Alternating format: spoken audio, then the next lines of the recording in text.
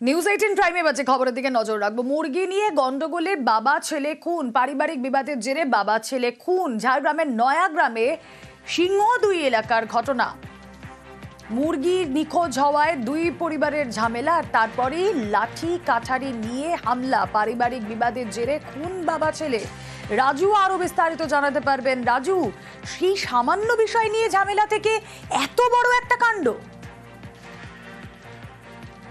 একদমই, কারণ এই সামান্য বিষয়কে কেন্দ্র করেই এই গন্ডগোল। কারণ মুরগি হারিয়ে গেছিল এবং পরবর্তী ক্ষেত্রে সেই মুরগির মৃতদেহ পাওয়া গেছিল।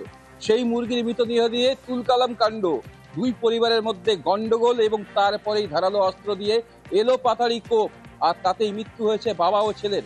ইতিমধ্যে এই ঘটনায় আরেক পরিবারের দুই সদস্যকে গ্রেপ্তার করেছে পুলিশ। ইতিমধ্যে তাদের দুজনকে ঝাড়গ্রাম আদালতে নিয়ে এসে আজ পেশ করলে তাদের দুজনকে দুদিনের পুলিশি হেফাজতের নির্দেশ দিয়েছেন বিচারক, কারণ তদন্তের সাপেক্ষে।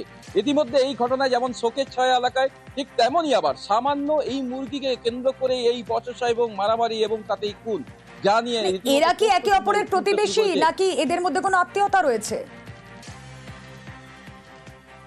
একে অপরের প্রতিবেশী, আবার এক জায়গায় একে অপরের আত্মীয়তাও রয়েছে। কারণ একজনের যে কথা বলা হচ্ছে যে প্রামাণিক, তিনি হচ্ছেন প্রতিবেশী এবং দুই নায়ক পরিবার, তারা একই পরিবারের। সেক্ষেত্রে হঠাৎ করে এই গন্ডগোল, এর আগেও নিজেদের মধ্যে সামান্য বিষয় নিয়ে বচসা হতো।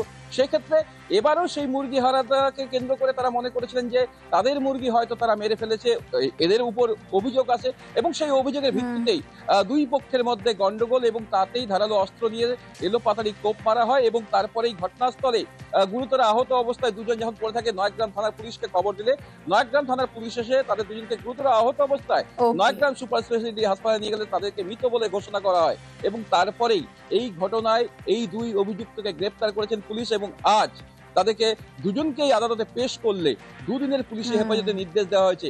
ইতিমধ্যে গোটা বিষয়ের তদন্ত শুরু করেছে নয়াগ্রাম থানার পুলিশ। বেশ।